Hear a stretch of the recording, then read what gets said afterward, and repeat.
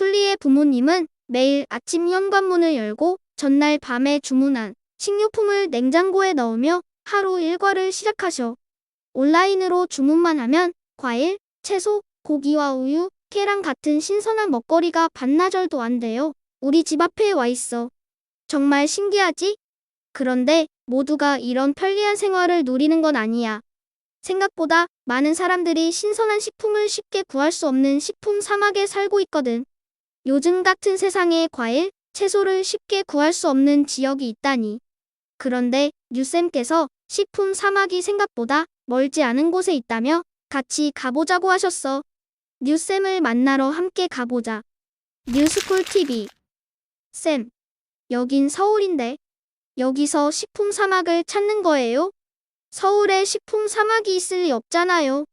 신선한 채소나 과일, 고기 같은 걸 쉽게 구할 수 없는 식품 사막이 시골에만 있다고 생각하고 있구나. 쿨리 말대로 지방에 주로 몰려있긴 하지만 서울 같은 도시 안에도 식품 사막이 있어. 정말요?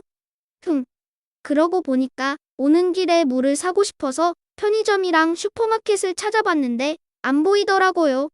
서울에도 식품 사막이 있을 거라는 생각은 전혀 못했어요. 그렇지? 우리가 서 있는 이 동네는 서울 안에 있는 식품 사막 중 하나야. 올해 초고려대 연구팀이 조사한 결과를 보면 서울 전체 426개 동 가운데 25곳이 이런 식품 사막으로 분류됐어. 다만 도시 안의 식품 사막은 시골의 식품 사막과 다른 점이 있어. 여기처럼 언덕이 많고 계단이 많은 동네는 마트가 근처에 있어도 나이 드신 분들이 무거운 장바구니를 들고 오르내리기가 너무 힘들어. 생수나 쌀처럼 무거운 걸 들고 계단을 오르려면 정말 힘들겠는데요. 게다가 온라인으로 물건을 주문하는 게 어려운 분들이라면 더욱 불편하겠어요. 그래, 맞아. 스마트폰 앱을 다운로드해서 설치하고 회원 가입하고 물건을 골라 결제하는 게 어르신들한테는 생각보다 어려운 일이거든. 이렇게 디지털 기기를 사용할 줄 아는지 여부에 따라 삶의 질이 달라지는 걸 디지털 격차라고 불러. 아하, 그러니까 마트가 멀리 있는 것만 문제인 게 아니라 온라인 주문도 어려우니까 신선 식품을 구하기 더 힘든 거네요. 정확해. 특히 자동차를 운전할 수 없는 어르신들한테는 훨씬 더 심각한 문제야. 걸어가기엔 너무 멀고 버스는 자주 안 다니고 온라인은 어렵고 선택지가 별로 없는 거지.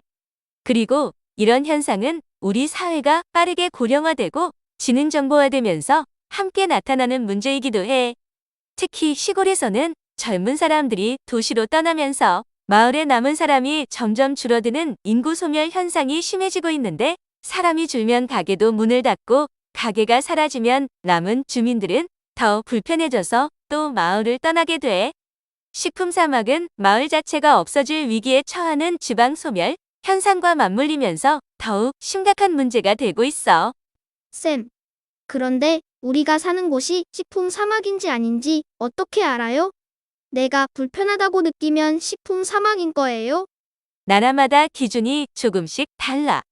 미국은 큰 마트까지 일정 거리 이상 떨어져 있으면서 동시에 그 동네 사람들의 소득이 적으면 식품 사막이라고 정해.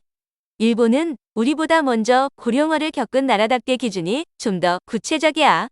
일본은 쇼핑 약자라고 해서 신선식품을 쉽게 구입하지 못하는 사람의 수를 세는데 가게까지 500m 넘게 떨어진 곳에 살고 있으면서 65세 이상이고 자동차를 이용할 수 없으면 쇼핑 약자라고 해. 2020년 기준으로 그렇게 어려움을 겪는 사람이 일본 전체에 904만 명이나 됐다고 해. 다만 우리나라는 아직 공식적으로 식품 사막이나 쇼핑 약자를 정의하는 기준이 없어. 그동안 학자들이 진행한 연구들을 보면 보통 걸어서 갈 수 있는 거리 안에 슈퍼마켓이나 마트가 없고 자동차도 없는 사람이 많이 사는 지역을 식품 사막으로 보고 있어.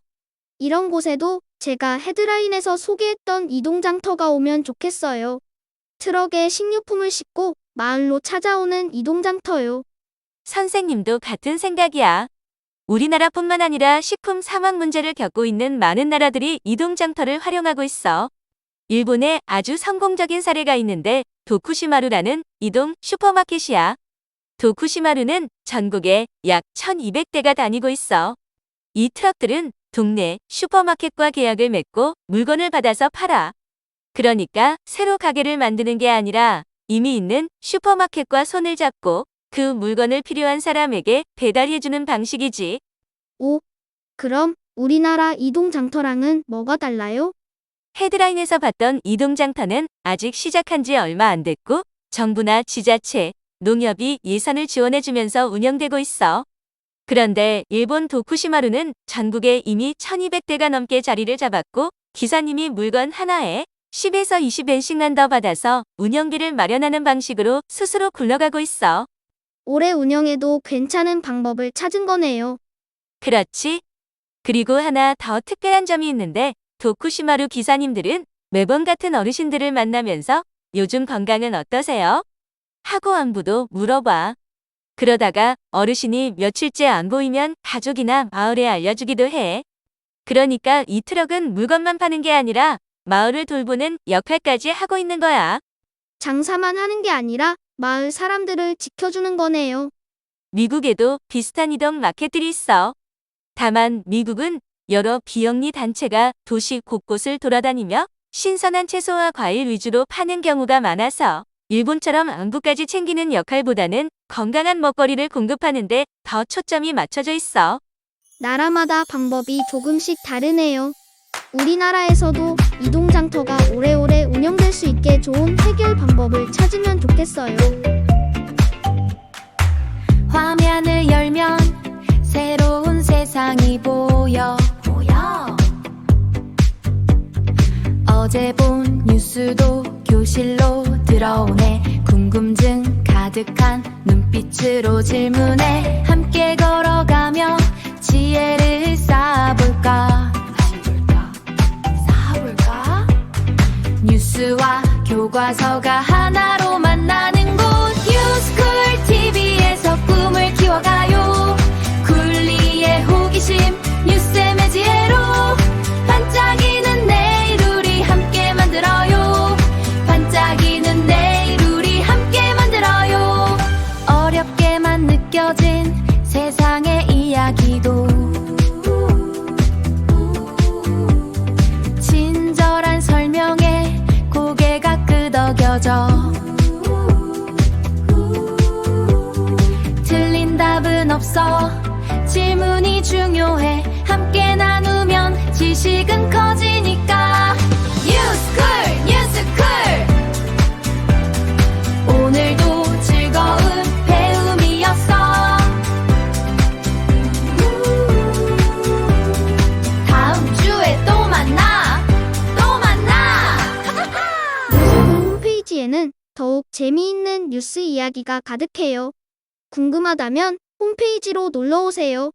뉴스쿨 TV 유튜브 채널 구독, 좋아요, 알림 설정도 잊지 마세요.